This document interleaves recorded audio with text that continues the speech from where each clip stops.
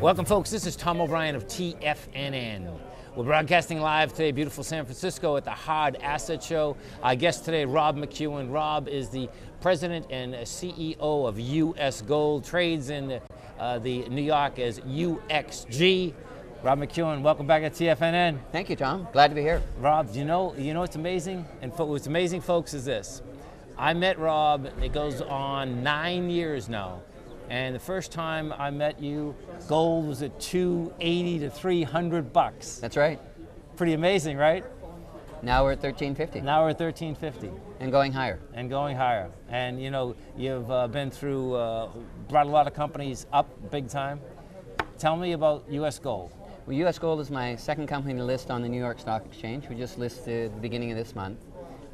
US Gold, we're building it to be America's precious metal company. Nice. We want to get into qualify for inclusion in the S&P 500 by 2015. And right now in the S&P, there's only Newmont and Freeport-McMoRan that produce gold. Good for you. So that's our game plan to get there. And what does it take to get qualified in the S&P 500? There's about 7 criteria. We meet 5 of them. Okay. The bigger hurdles are market cap has to be $3.5 billion. Yes. And you need 4 consecutive quarters of earnings. Cool. So that's Okay. what we're working on. Our market cap right now is 700. Nice. So we've got a little bit of room. It's all right. And we have 2 areas in Nevada and Mexico that are moving towards production. We've got a big silver discovery in Mexico, and in Nevada we're building on what we already have there.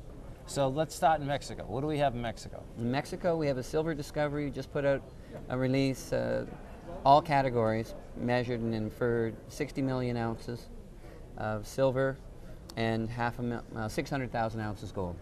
So we're looking at producing just under 100,000 ounces of gold equivalent. Nice. And where are we in the process? Are we still exploring out, or are you going to start producing? No, we're still exploring. Okay. We'll be exploring for the next couple of years. We'll do a preliminary economic study. It'll be out beginning of January, then a pre-feasibility the end of next year, and then we hope to be building the following year. Nice. Now let's go to Nevada. In Nevada, what do we have happening in Nevada? We have about 3 million ounces of gold in 2 properties located right next door to Barrick's Cortez Hills mine, their largest gold mine in Nevada. And we've got a preliminary economic assessment on it. And it's small, 60,000 ounces to start with, $600 gold cost, and we'll have a pre-feasibility done third quarter next year. So a 600 gold cost, that's a good gold cost right now, because what I've seen is that, you know, we have plenty of companies coming up, but there's a lot of gold companies coming out right now that 900, 1,000, that's pretty dicey at this particular point, right? You could get a correction in gold that could put that underwater momentarily. Yeah. I think the trend's still up for gold, Yes. but there will be corrections along the way. No doubt. So, And when you're exploring, when you say you're next to Barrick, right? It's amazing. All these minerals seem to be in the same place, right? And then they just keep branching out like a backyard just keeps getting bigger? often, well, I mean, when I was running Gold Corp, Yes. we found what became the richest gold mine in the world sitting at the bottom of a mine 50 years old that everybody thought was going to be closed and no Amazing. longer working. Right. So you do go into areas where you found gold before, and with a higher metal price, the economics change. Right. And there can be another way of looking at it, that you find a larger deposit that other people couldn't see. Exactly. Is technology changing your business now? It's changing a bit. We use the web, you might remember, to look for gold. Yes. Ask the world to tell us where we'd find the next 6 million ounces of gold. Right. And found it. Yes. There's some geophysical tools that allow you to look deeper into the earth. You just have Okay. to figure out what you're seeing. Right. But tools like that, there's some improved recovery processes that are altering the gold extraction. And then they're changing the scales. As the price of gold goes up, the operations have become bigger and bigger, and the amount of gold in the rock can be lower. And it's still And still economically profitable. feasible. It's still profitable. Exactly. When in Nevada right now, of course, Nevada, Mexico, great places to do business, because even the first time that I met you, people are all over the world, but no one really understood. Well, I didn't understand. Let's put it this way: some of the challenges, political challenges in the world. you know, like you had a challenge whether, okay, can you get the permit? But then you have a challenge that we get the permit, but then the country says, hey, I want the gold. The country says it, or someone in the neighborhood says it, and they have a gun. And yeah, exactly. And it's like, just okay, move on. You're not getting it. So when we're dealing with Nevada, of course, we're dealing with Mexico. You're in great jurisdictions, right? Is the goal when you're building this out that a larger company comes in, or is the goal that you want to really try to get this up to production as quick as you can? We want to move as fast as we can. Yeah. We have an aggressive exploration program. We've had great success building an asset from grassroots, and we're spreading out and looking for other occurrences on our property. In Mexico, we're about 750,000 acres. In Nevada, I think we're 250,000 acres. So big land packages in prospective areas that haven't been explored the way we're looking. When we had the financial debacle on the way back down, it seems amazing that there were still so many deals out there. I mean, when that came down, all of a sudden everything was on sale again, right? Yes.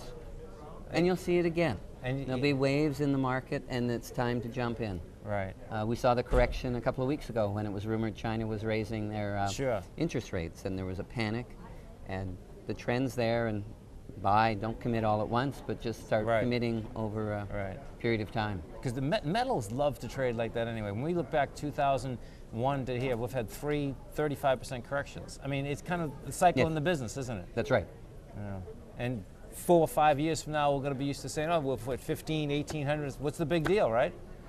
Why didn't I do it then? Yeah. It's interesting how perceptually everyone gets used to certain things over a longer period of time. Well, gold is something that most people haven't bought. It's not in their portfolio. Maybe at this show there are more people who buy gold. Yes. But it's under-owned in most portfolios. Right. And you have this, well, it's too high. I've never owned it. And you're going to have this, just like the high-tech market where it just goes exponential. Yes. We're going to see the same thing. Denial, I don't want it, I can't have it, I must have it, I have to have it now. Right. And that's when it runs. It seems that we went to a 22-year bear market. We came out of that, and it seems that even at this particular point, we'll not actually ever I'm not saying not go back to a bear market, but now it's a different type of asset that no matter, the economy could keep going. And do you think people would still own gold then? Yes, yeah. Yes. I mean, gold is money. It's an alternative currency. Against the dollar, it's up 400% since the beginning of the decade. Yes. It's up 200% against the Australian dollar, and everybody else, major currencies, is somewhere in between there. So, and even the president of the World Bank recently came out and said, look, we've got to consider gold as part of the mix of the international currencies.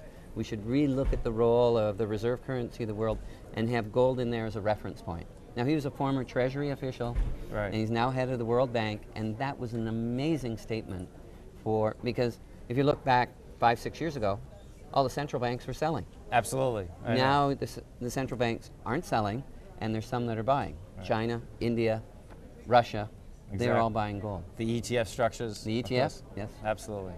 Amazing. Listen, folks, it's Rob McEwen, CEO, President of U.S. Gold, on the way to the S&P 500.